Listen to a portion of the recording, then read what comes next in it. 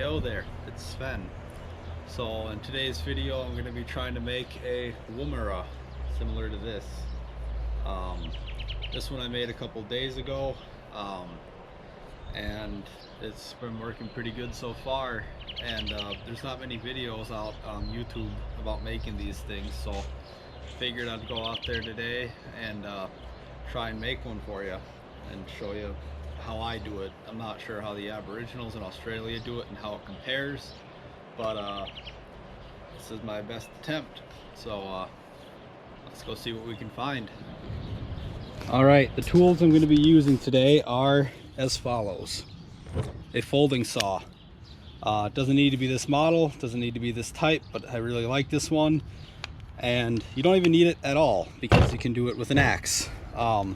This will be used to cut the tree down and you know, maybe delimbing if you have a piece that you need to delimb.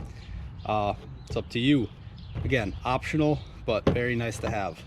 Next is a carving knife.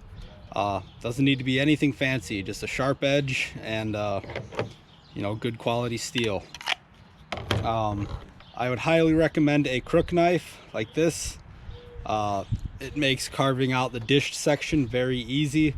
An adze would also be nice, but I don't currently have one, so maybe I'll have to forge one soon. But strongly recommended for to have a crook knife. An axe. You will need an axe. This is great for either chopping the tree down if you don't want to use a saw, or or further processing your stave that you're working with. Optional is a froe. This is an old one I forged many years ago. Seen a lot of has cut a lot of wood. This is optional because you can do it with an axe, or you can do it with the wedges or a saw if you are really inclined. But this is going to be good just to quickly process the wood down and split it. So there's a couple tools you will need, or you don't need all of them. Technically all you really need is the axe and maybe a crook knife, but the other ones do help. So let's go find a tree. All right, so here we have a tree that'll do. It's you know, about a hand's width wide. Got a good, not entirely straight section, but a straight enough section. That seems like it would make a good thrower. Doesn't have to be perfect because I can work around it. You don't need something too thick. Something like this is too thin. That's more of like a traditional atlatl style. But something like this would do just fine for a woomera. So now the goal is to find a good straight piece of it. I'm going to be splitting it, so I want to make sure that the grain is at least relatively straight. If you don't split it, you can have one as twisty and turny as you want and get some cool colors in there. But yeah, this one is a good candidate and I might take it. Okay, so where to cut? Well, I have a couple options here. This seems to be about a good length for a woomera. So I can cut maybe here. Yeah, longer than, I'd say longer than the tip of your finger here to your elbow, and then add, you know, maybe a half, and you'll have a really good length to work with. Remember, as with most other woodworking projects, you can take material off, but it's really hard to put it back on.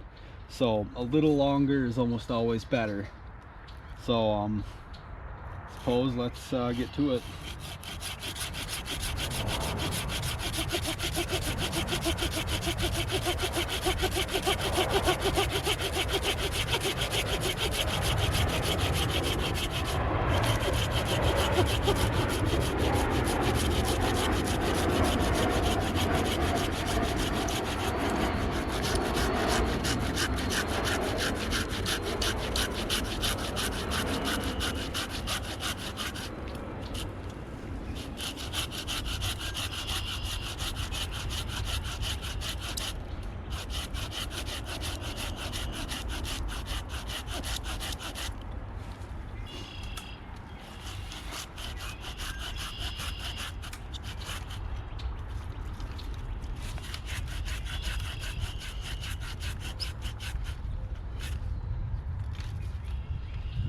All right, so now that my saw blade is getting a bit stuck, as tends to happen when the weight of the tree pushes on it, it's not a bad idea for me to take off the top section up here.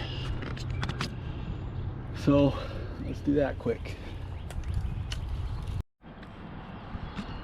Okay, so here's our stump, our log. You can see it has some cool coloration in there.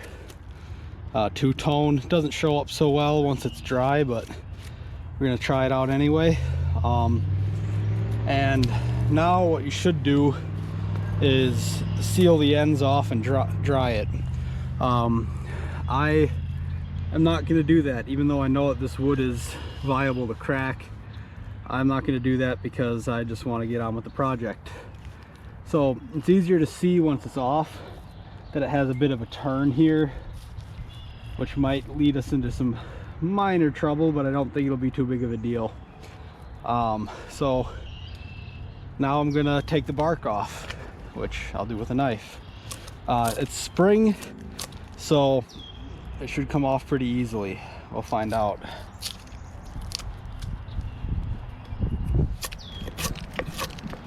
Oh yeah, it's coming off real easy.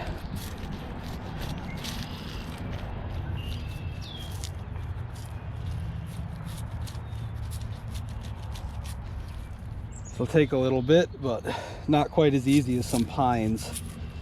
But yeah, it'll come off real easy. Like, got some cool colors too.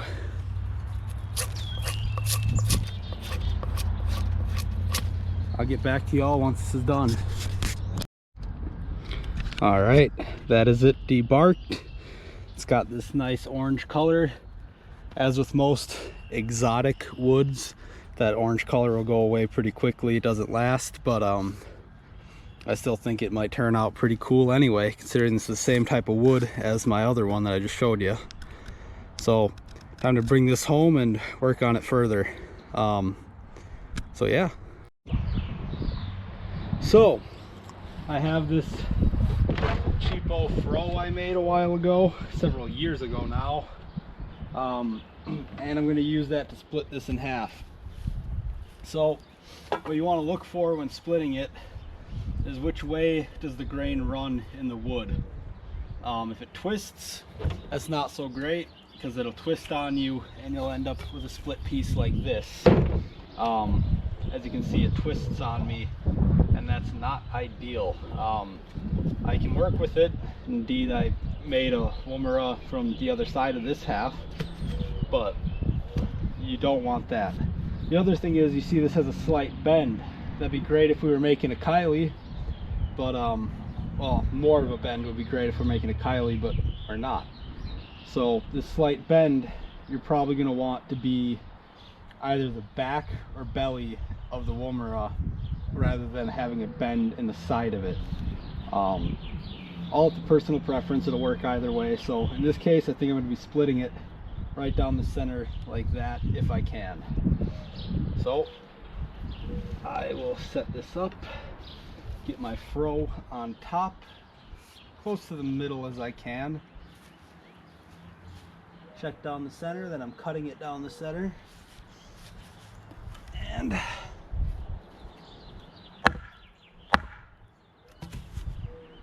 oh, split on me a little bit, not where I wanted it, but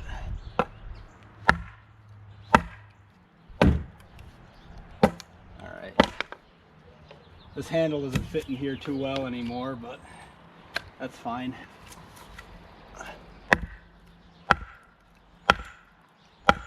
Get it in there. And now twist it apart. You can do this with an axe, it doesn't really matter. Whatever works best for you.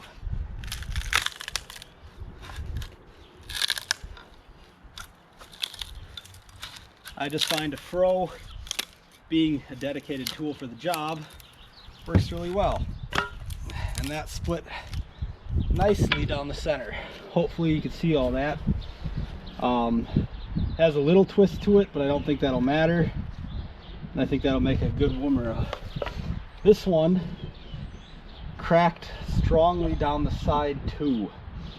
I might be able to work with that, might not. So I'm just gonna see right here by finishing this big crack and see what I have to work with.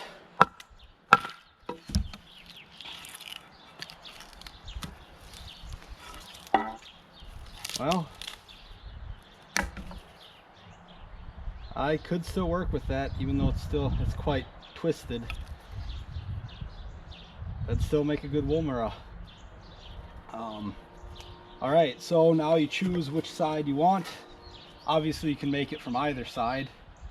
I think for this video, I might choose this one.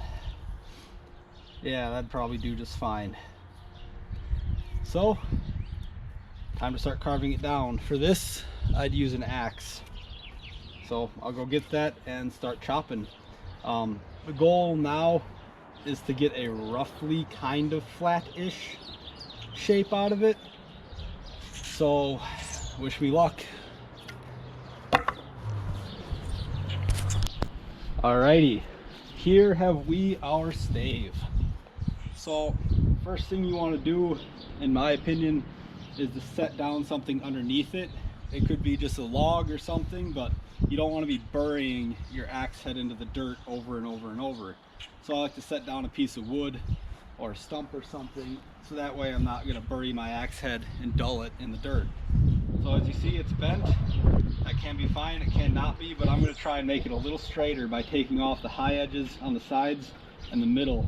Well, in the middle. Remember to leave some thickness though, because you need the thickness to make the dished section. So let's get on with it.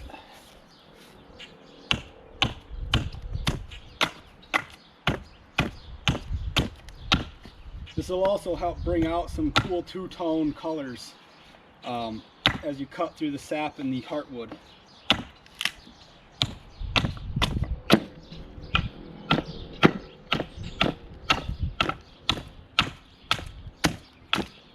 You can already see some heartwood coming in through the sap, and I think that'll look really cool. Now remember, as I said earlier in the video, you don't want to take off too much, because you can always put material on, but taking it off, or you can always take material off, but putting it on is extremely difficult. As you see right here, I even made it a little too thin. So it's turning out that this section might have to be the handle. So let's just remove a little more here. Gotta be careful.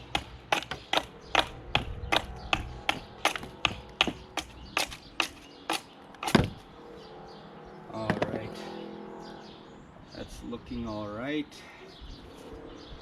Kind of a split down the middle there, but I think I can work with that.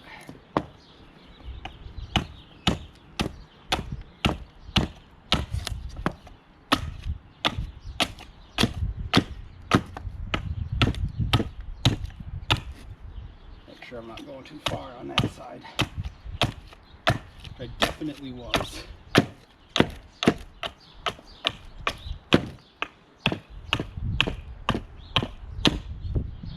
Alright, that's looking better. So, the little issue here is that there's some small cracks forming down the middle. I don't think that'll be a big issue because this wood is prone to cracking when drying anyway. But I'll work through it, make it work, and it'll just add some character once I'm finished. That is straighter. So since I've already decided that this section is going to be the handle, I'm going to start taking down a little material from it, but not very much. Coming to about here, this looks about good.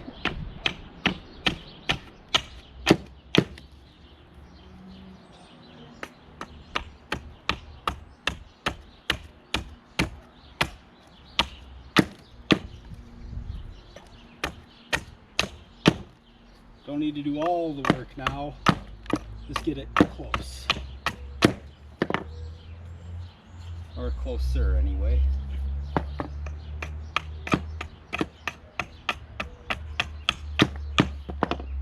should do. And now I'm going to sort of round out the edges here. Oh, this needs to be a little flatter. It starts splitting into a thin section. You can stop it by going in the other way, just to sort of cut it off. See, right now it's splitting. It's going to want to cut a big chunk of that off, and I don't want that. So I'll come in the other section, or the other way, and just end it.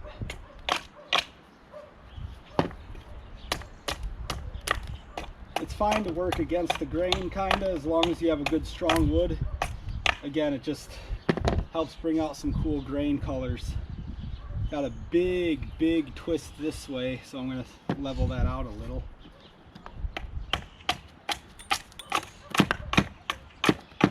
Oh, sorry, Icepod. Little roly-poly bug here. Oh, on there, bud. Okay, so that's looking better. Needs just a little bit more for sure. I'm not going to do too much more on the handle lest I ruin it. Cut this down a little. Don't go too far. This one a little farther going on. Looking a lot better. Just a little bit more on the flat side down.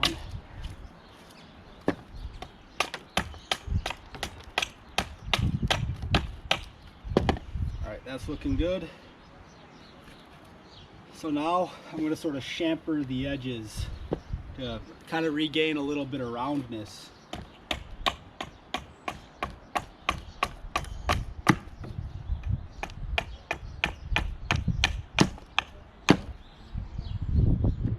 Doesn't have to be exact. Again, the knife will come in and do all the dirty work, or the fine work rather. The axe is just for the good dirty work.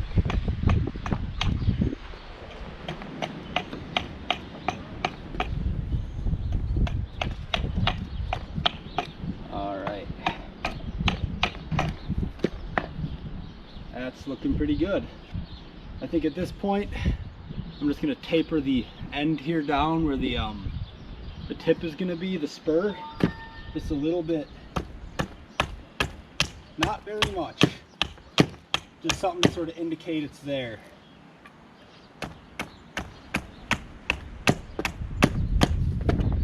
Like that. And I'm going to move on to the knife.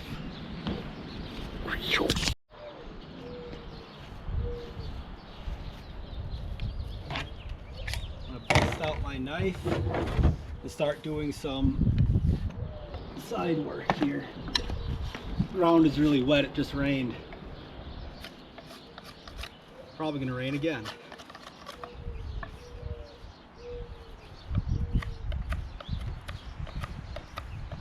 This will help me get a smoother finish on the end here.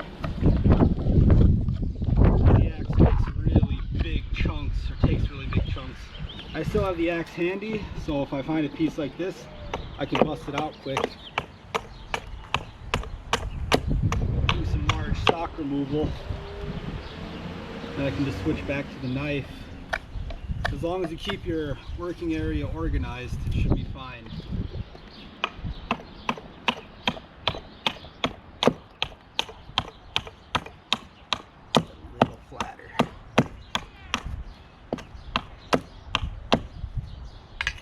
Do. All right, got that big cut in here. Don't want that.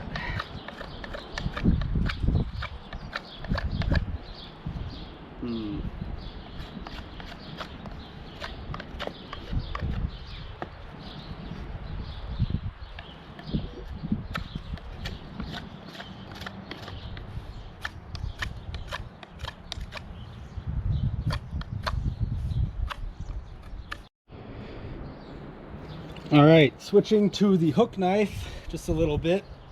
I'm going to start dishing out the center. I'm not going to do it all at once. I'm going to sort of flip-flop between the two to make sure that everything is balanced. So, to start with is always the hardest part, cutting into a flat chunk of wood, but once you start to get going, it works a lot better. This is kind of hard wood too, but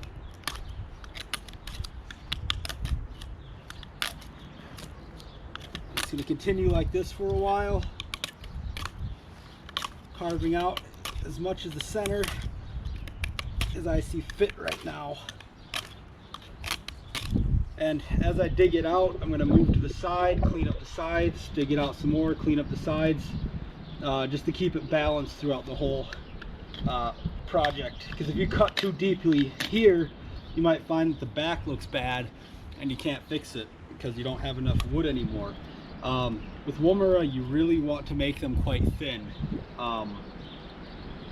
That's the first mistake I've made when I kept making them, is, or when I made them before, is I'd make them way too thick and they'd be really hard to throw with. So you really want to make sure that they're pretty dang thin. So I'll get back to y'all after I carve it out some more. I almost forgot that you can use a larger knife like the one I was using before and do some fine chopping like this.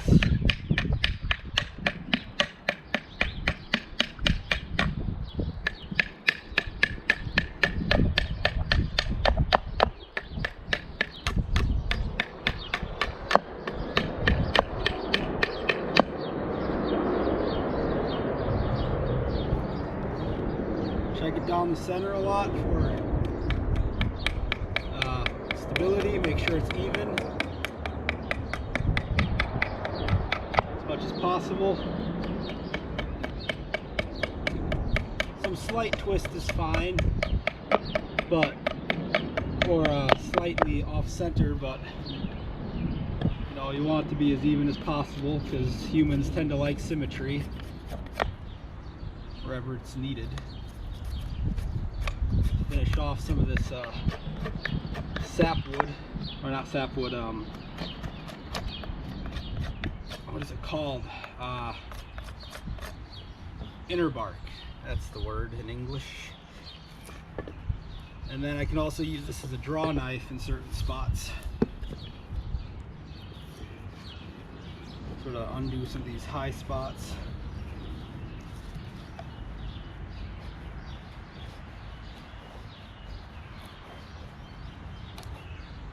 As such, just try not to gouge the wood too deeply, because all these gouges you probably are going to want to polish out and they add up in depth. You can only make it so thin. So, time to keep chopping away.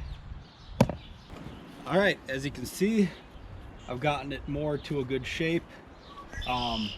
Still just carving along. Hollowing out the center every now and again. It takes time, but this rain is going to help me since it'll wet the wood and make it a little easier to carve. As you can see, just carve out the center a little.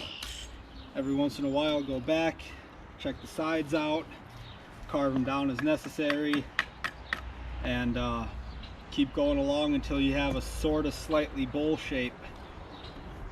Not much to say, a lot to show, so I'm just going to keep going on in this drizzle here.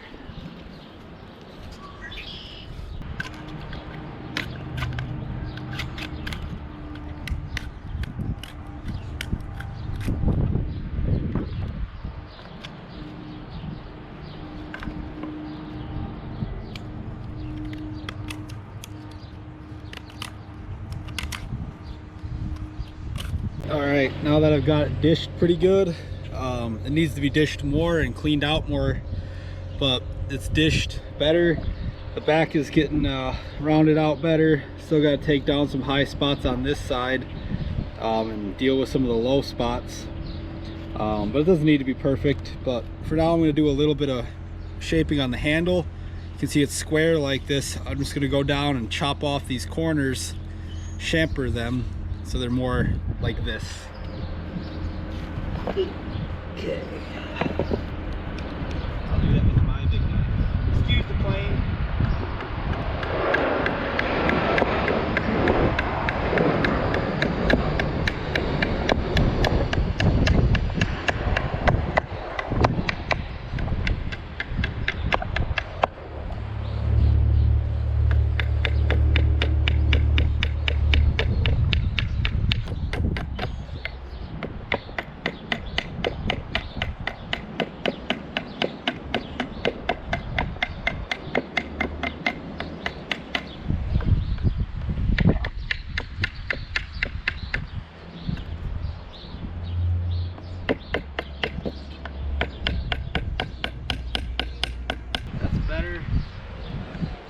When I need to take down more on the handle, which I will have to do, I can do it then. There's a big gouge here, so I might want to flatten this out quickly. I'll do a test with the axe. Yeah. But this feels like it's biting too hard. I'm going to go out with a knife. But that seemed to do pretty okay. So I guess I'll keep at it.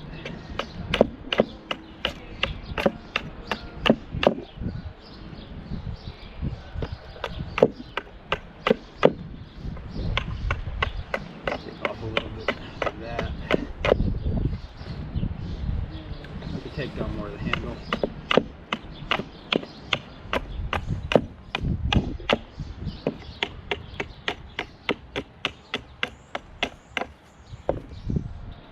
That's better.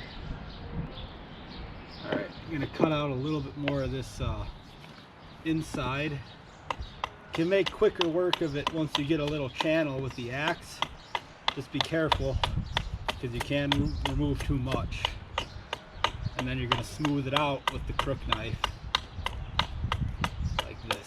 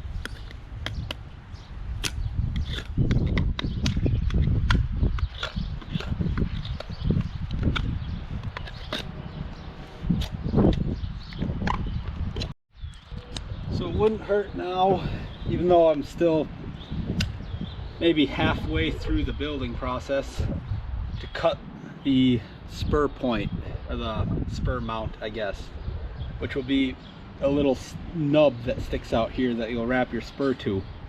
For that, I'm just going to pick about the finger width in and cut. Not quite the center, but off center like this. So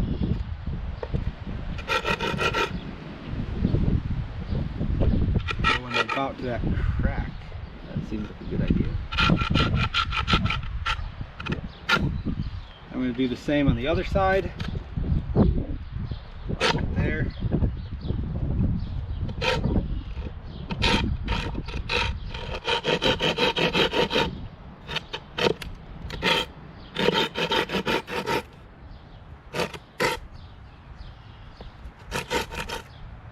And here's where you got to be really careful, because if you're not, you can split the wood all the way down.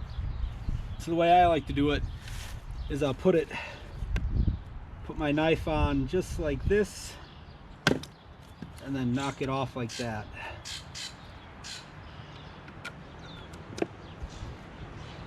So that way I'm very accurate. And I don't risk splitting my entire thing down the middle. Now I'm going to need to integrate that in by carving the rest of this down into it. But this will be the point that the spur wraps onto. So slowly but surely, as I've probably said a million times, we are getting there.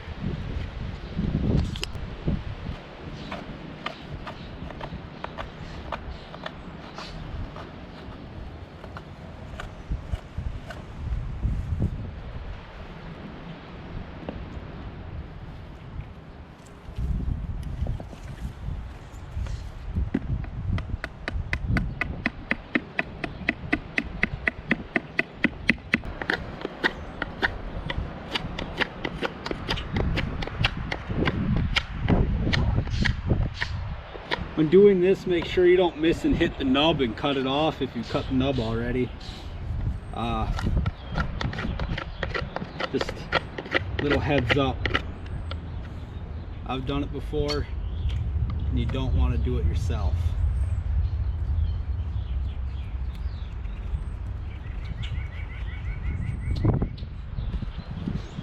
Nub doesn't have to look perfect because you're going to be doing a lot of work on it anyway. Or it's going to be covered up too, but it's good for it to be a little rough because it just gives texture for the sinew to bind to, or the glue or glue.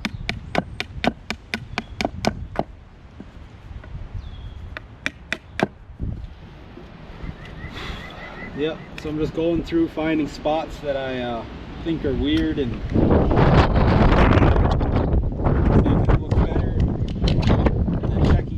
finding another spot that doesn't quite look right, making it look better, and doing that over and over, so that way I make sure everything is balanced and even with each other. I don't want to make one spot look perfect and find out that I can't make the other spot match. So that's why you see me moving from handle to carving the belly out, to working on the back, to carving the nub, to making sure the profile is good. It's a big long process. Okay, so I got the back mostly where I want it, but not quite. So now I'm going to take my crook knife and use it in a different way than I was before. Instead of carving in, I'm going to lay it more flat and scrape to smooth it all out. This should make the lines connect a lot more smoothly.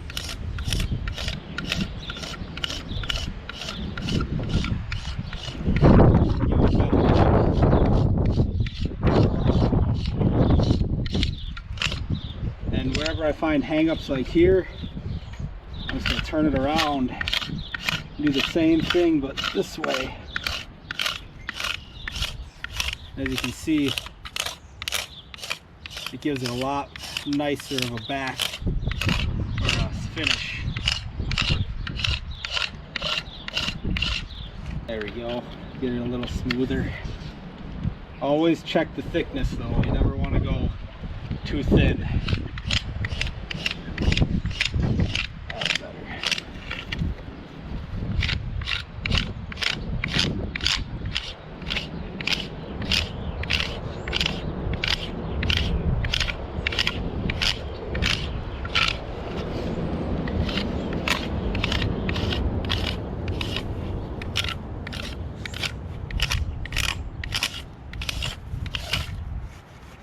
So now what I'm doing is I'm taking off the high parts in the bowl, like right here, all the parts that'll catch me.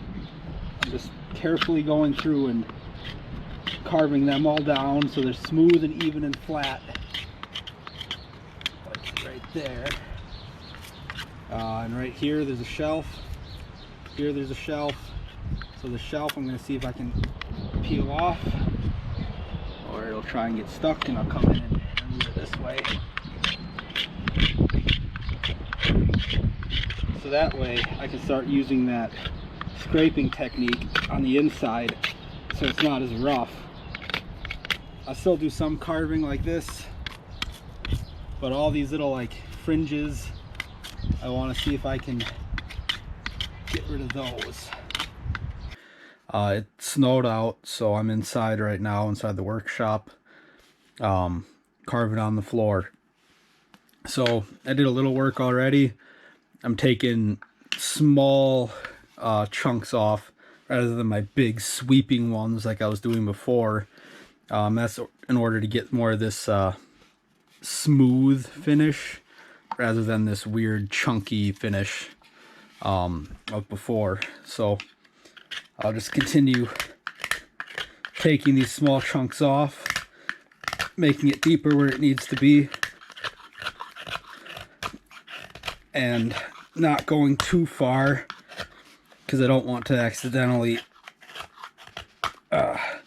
get more of these hinges that go too deep.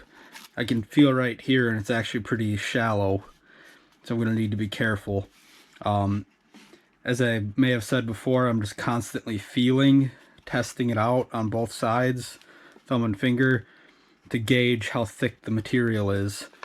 So I don't have it too thick like it is up here, or too thin like it's getting around here. That knot is definitely causing it to become a weak spot there. So I need to be careful about that. But yeah, so I'm just going to continue. Oop. Hey, look at that. Got to be careful about using knives. Though I can't say there's ever been a project I've worked on that I haven't cut myself on. Almost every one of my things is stained with blood. I'm going to try to... I'll go wrap this up quickly.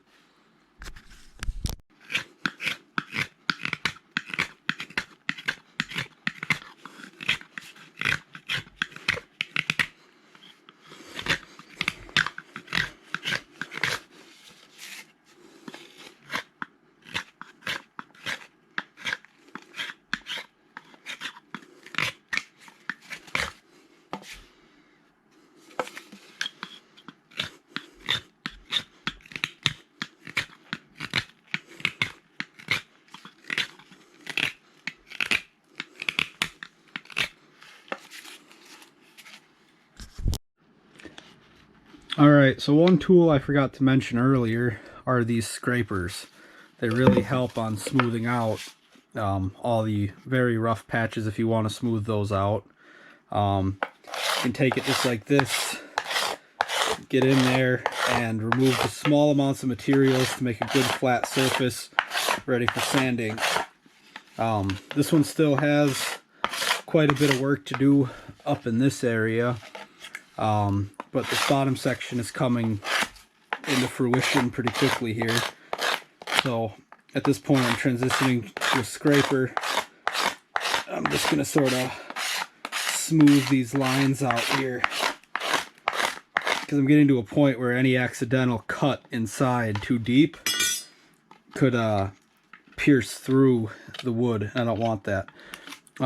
Any spot like right here, there's some checkers or checking.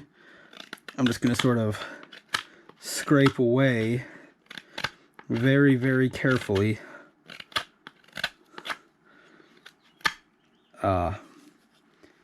Then see if I can come back in like this and scrape it down. Because you can see that spot's prone to scraping or to checkering like that. So I got to come in against the grain, sort of cut it out. A little difficult with this big thumb band-aid thing on my hand. There we go. Let's see if I can find the sharp edge on this, and then there we go.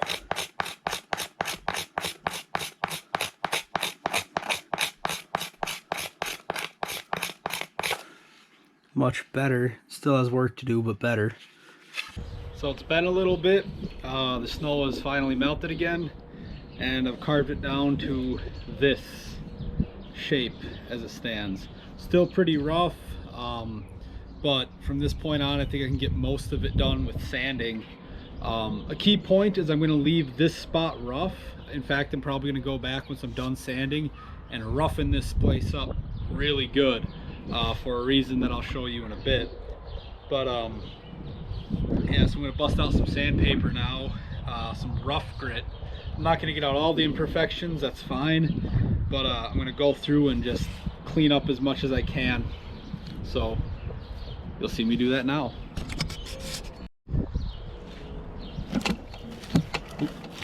Okay, so I'm starting out with a really harsh grit. This is 80 grit, and I'm going to be going at it for quite a while. Just trying to remove all the bumps.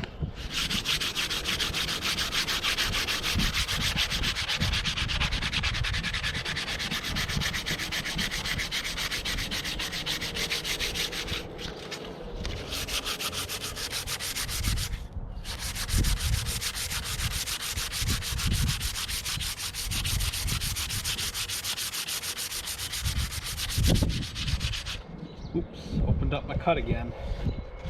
That's fine.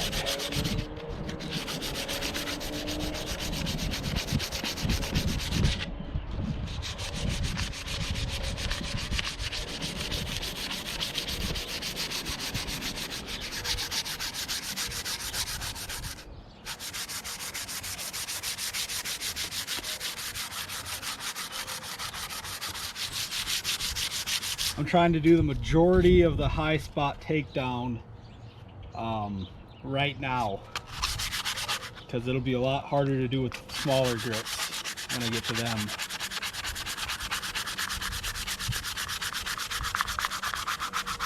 I want to be going back and forth a few times, but it's also important to get the inside.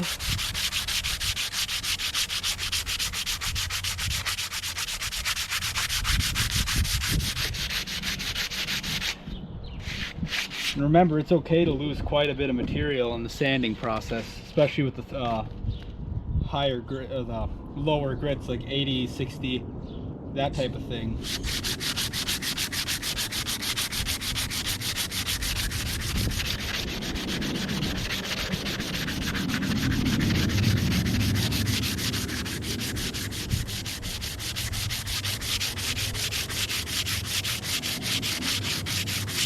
I'll get back to you once I've done a little bit more of this.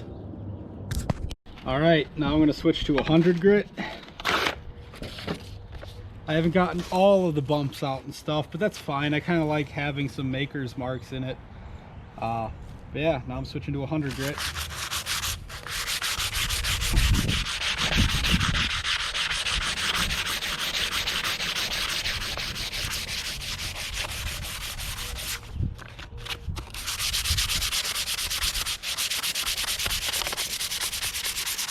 All right, now 220.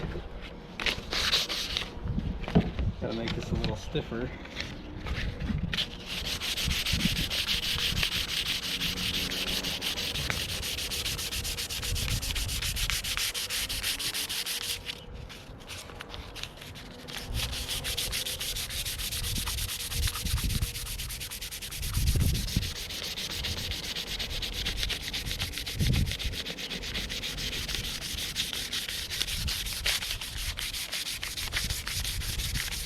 Or 100 grit.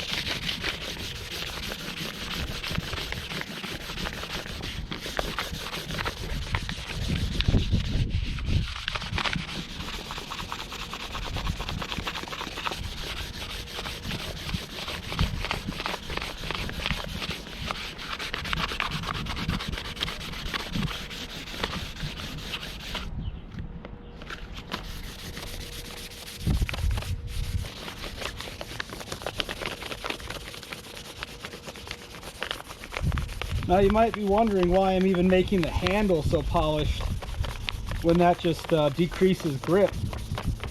Well, I'm actually going to be adding, traditionally they use Spinifex resin, but I'm going to be adding a pine pitch handle here because I don't have access to Spinifex in Wisconsin here. So yeah, I'm going to be adding a pine pitch resin to the back to add a little bit of a knob, a grippy knob, to keep it well placed in my hands. Oops, that's easy to have happen.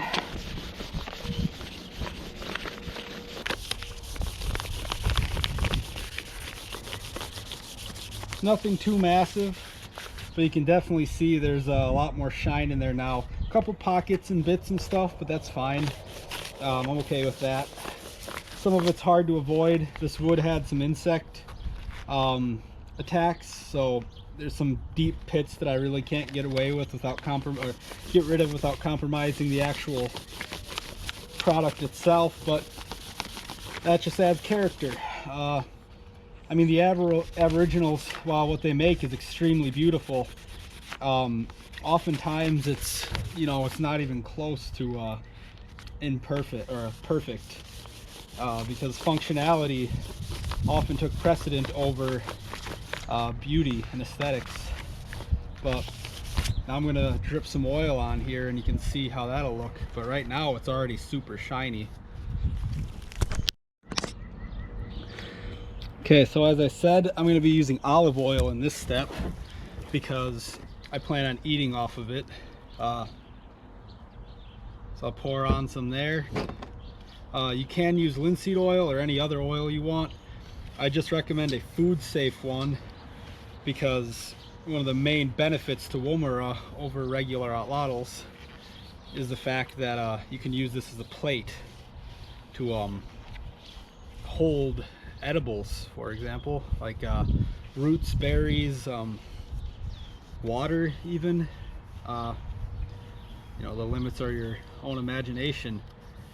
Now I still got to add the spur, and I still got to add that knob that I talked about, and I'll be showing you that in later on in this video. Hopefully it's not coming too long. The video's not too long right now, but I like to add the oil now because it helps me to get it in every spot that I possibly can and not miss anything.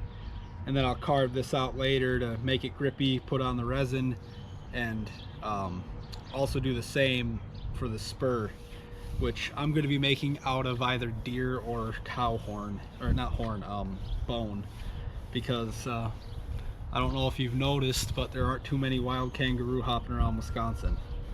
But as you can see, that's already pretty shiny. Unfortunately, this wood doesn't show the difference in color too well. It's got a lot of cracking on the handle, but they're all just superficial. None of them are detrimental to the actual function of the item. And if anything, it just gives it character. One could argue that this happened because I worked with this wood green, but I've had chunks of this wood that I've seasoned for 5 years, and once I cut it and work it, it still ends up checking on me, so you can't really avoid it. But yeah, that's how it's looking right now. Pretty shiny, I dare say, and I'm happy with it, so let us move on. Take the end here.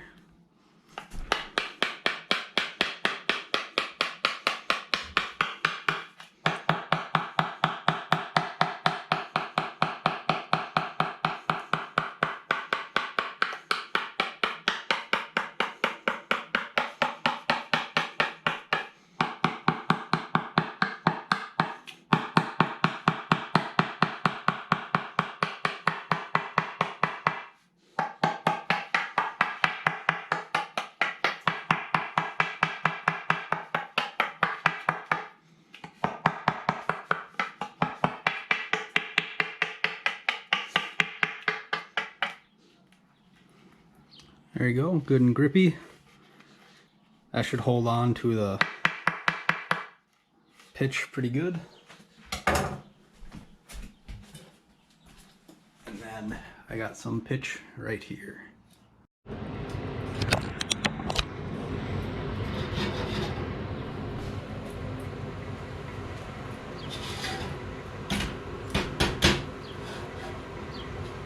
It takes some while to melt, but it's got to heat it up so it's soft and gooey, then I can apply it.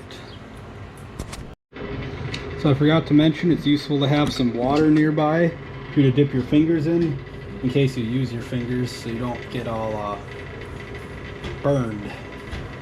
That'll help it from sticking to your hands. You can see I'm already getting some clumps that are sticking to the bottom since it's that soft right now. Indeed, that might be a good place to start, so I'll take it off the heat, dip my hand, I can move that away, and then I'm just going to sort of form it to the handle here. Get a good clump, make sure I get that good on there. Make sure that stays heated too. We're really going to press this in while it's hot into those grooves to make sure it holds tightly. Now it's going to scoop out a little bit more. Might be a lot of it. Let that part cool. Get my hands. By the way, if you don't have a fan in your kitchen like I do, this will smoke up your entire house. So you might want to be careful of that. But as you can see, I'm just building up a ball, squeezing. Almost there, actually. Dropping little bits that I'll need to clean up later. See, I want a little bit more on this side. Looks like there's a good chunk right here I could use. That was a little hot. Dip. Pull off a little chunk of this, maybe. Do this at your own risk. You can get burned. And I'm not responsible if you do. Okay, I just gotta work this down. That seems to be a good enough amount. So now I'm just gonna kind of heat it over the flame. Turn up the heat a bit. I'm gonna heat this over the flame just to soften it.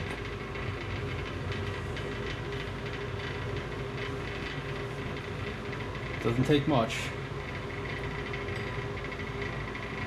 And then just sort of press and mold it to the position I want, but it still takes a little bit more. Alright. Heat it up. This will also help all the pitch to bind to itself and to the wood. Gotta be careful. Gotta dip my hand in some water before I dip in.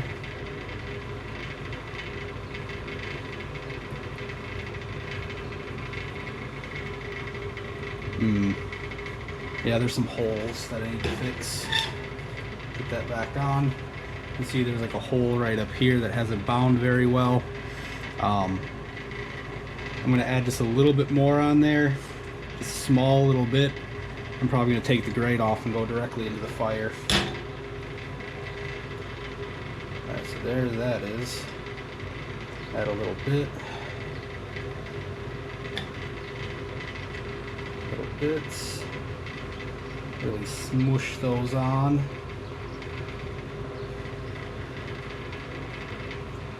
When you work with it at the right temperature and your mixture is right, you don't tend to burn yourself. But it takes time to really learn how to judge that. Otherwise, you will burn yourself a lot. Alright, that's a very big one. So now I'm going to put this off to the side. Take the grate off. Let me get back to you on that so I don't burn anything. Alright, open flame. It's not gonna go right above. Be careful in case this wants to start on fire. That is a risk. You don't want a house fire. So heat it gently. Once it starts to get shiny, you know it's probably too hot to handle. So just like that, heat it up, soften, dip and check. Yep, needs a little more to seep in.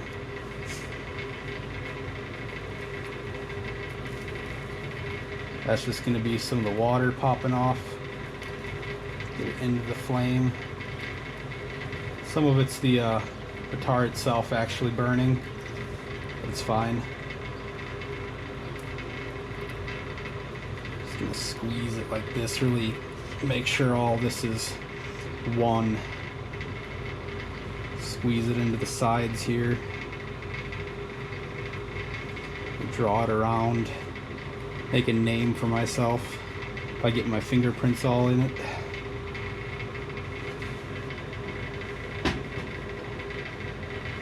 See it here, right at the end.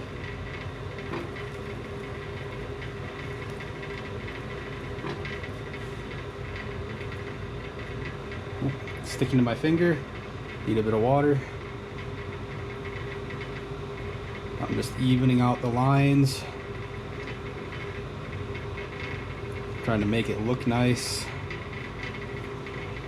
It's actually quite a big ball. You don't need one this big, but it'll be fine. Ooh, that's a good and comfy hold. So now that it's all on and good, I'm just gonna do one last smooth over. Heat up as much as I can just the outside by heating it really hot very quickly so it doesn't have too much time to seep. Make any final adjustments by picking that up, rounding it out.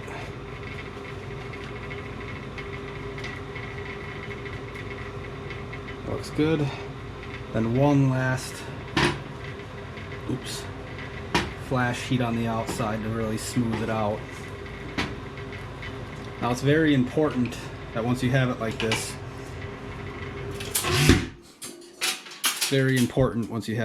to just leave it. Let it completely cool down. I'd give it over an hour. It takes a while, so that way you don't mess it up later. It might feel cool on the outside, but it's still going to be hot on the inside, and it can mess the whole piece up. But there it is, resin handle. Alright, excuse my workshop. I'm in the garage right now and it's kind of cluttered. So I got this cow bone here from a piece I gathered out in Wyoming, and I'm just going to set it on the anvil and crack it.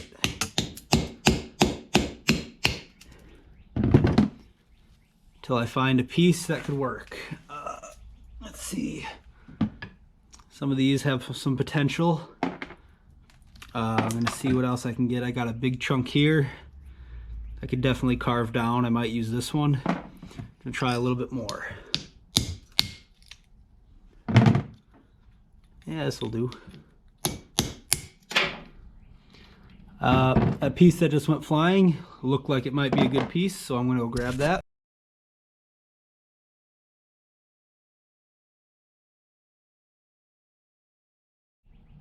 All right, this looks like a good starting point. Now you can do this just on the concrete, but I'm going to use a belt sander because that's just faster. But now I'm going to carve it down into a spur.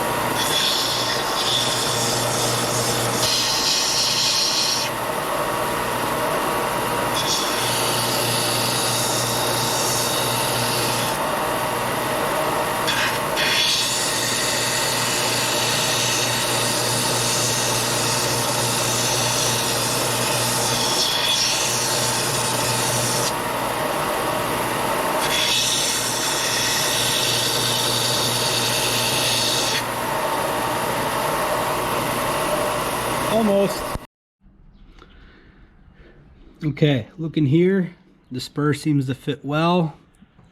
I think I'm gonna want to set it right about here, meaning I have quite a bit of space left here that I'll need to fill in for support. But as you can see, I have a good angle here. That should hold the spear just fine, and it's just about the same size. So now what I'm going to do is I'm going to carve grooves, probably with a file, into the back of here, and also rough up this area, and do the same on the back here and here. Carve grooves into this and rough up this area so the glue will set. And I have actual deer sinew, but I plan on using that for a different project, so I'll use artificial sinew this time. And that way the glue will stick and then the sinew will bind. So I'll get to doing that. Okay, so as I said, this one's a little shorter than I would have liked, but it'll have to do. I'm going to come in with a file here and carve grooves. They don't need to be super deep, just some texture for the binding sinew to hold on to. They don't even need to be super consistent or perfect, just, I mean, they're all going to be covered up anyway, but just something to help the sinew from falling off. Because you can imagine on a slick bone surface, it'd be pretty easy for the sinew to slide right off. And to be honest, even with these grooves, it's a little easy for it to slide right off. So I'm just going to make a couple of them right there. I'm going to make the last one probably right here. It's a little bit on the overhang, because I have this pivot point here, and I want at least one on the other side. So when I tie down the back first, when I tie down the back first and I go up here, I can put a lot of pressure and it'll sort of leverage against that and make it really tight. Not sure how the Aboriginal Australians did it, but this is a method I use, and I've never had a spur break on me so far. So, alright, got that done in here. Now right here, I'm just gonna check it up hard with this little file. Give as much texture as I can down on this. Really give something for the glue to grab into. Might even come in and cut a few grooves like this. So it's pretty rough now. Gonna come in on the woomera as well.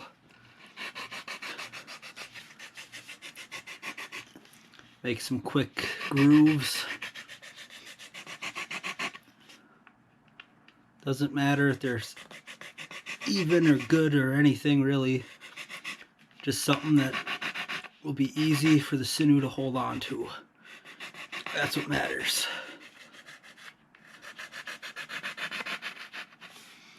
And the same sort of thing, I'm just gonna roughen up this area, give some deep pockets and scoring. Just something for the glue to really hang on to here. Just make sure to not make it weak when doing this, because you can cut too deeply and then this knob will be weak. Alright, so it is imperative once you get the glue on that you work quickly with your sinew. So I recommend getting your sinew prepared. If you're using natural sinew, you can do that, or artificial like this. Make sure you have the end already. Get out your glue. I like Titebond. It's available here and just easy to use. I'm just gonna give a good droplet. Let that sit for a second. So what I do is I'm gonna create kind of a slip knot like this.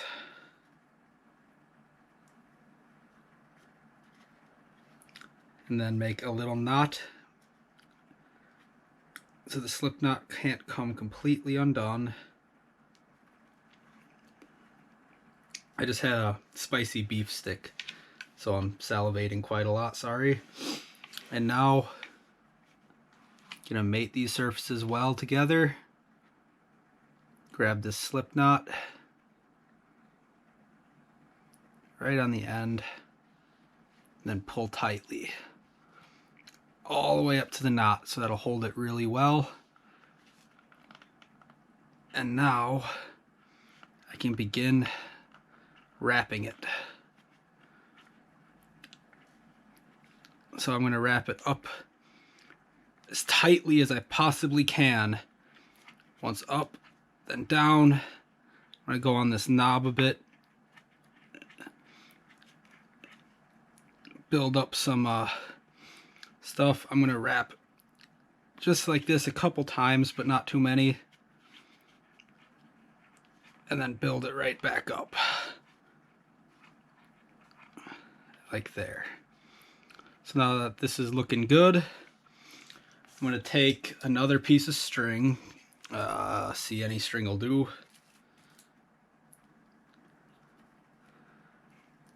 And make a loop with it. This loop I'll place over the top. And I'm going to give about as many wraps as you want. But just at least a couple to finish it off. Like this. Try and keep this string out of the way.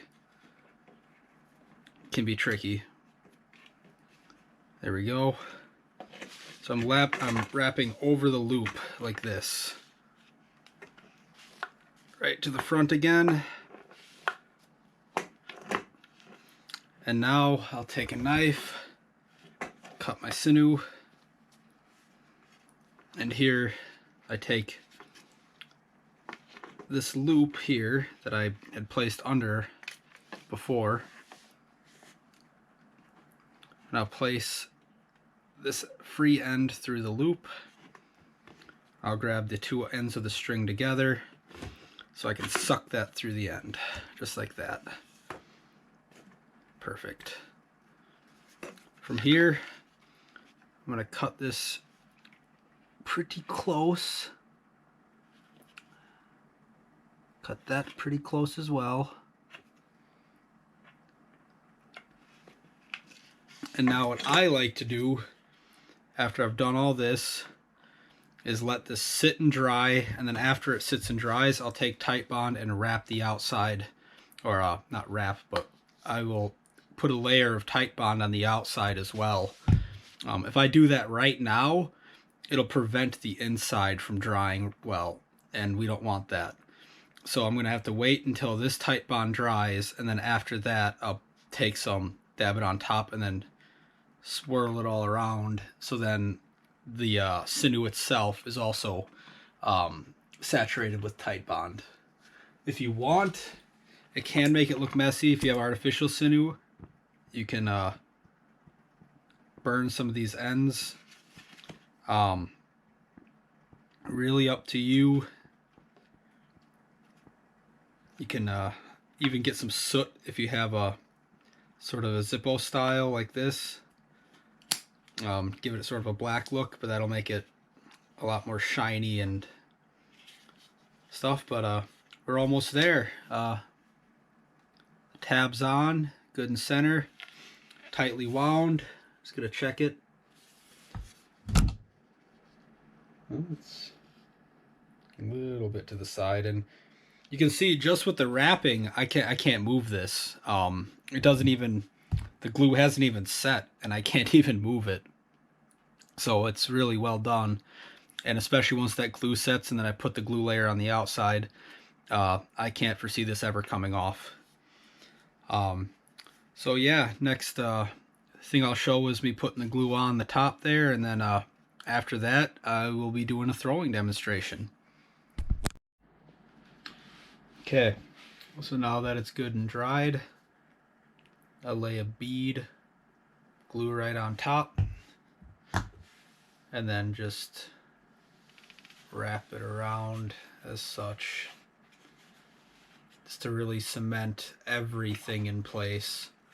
All the sinew, all of the bone and the wood and everything possible. So far this one isn't turning out as nice as my first one, but that's fine. I made it on video, and you know, sacrifices have to be made. So yeah, I'll wrap that, get as much glue on there as I can. Hopefully I can hopefully all that was in shot. Just get all the glue seeped in, really push it in there. And that should be good. Scrape off the rest of this glue on my finger. Alright, now once this dries, I'll be able to go out and give it a test throw for y'all. But so far, it's looking like it'll be functional. Cool. Finished woomera. Some of the colors came out. You can see it has the pitch handle, good and comfortable. Has a good dish to it. Now the bone spur. And I'm gonna give it a try now with its very first throw at that box.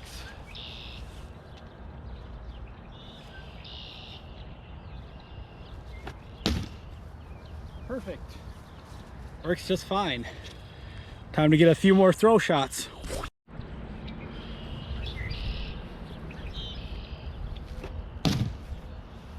Easy.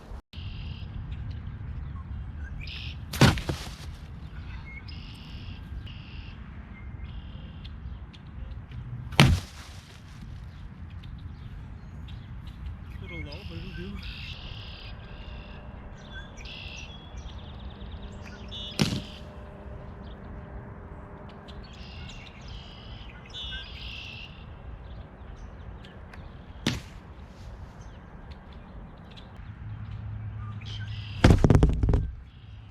Fairly far throw.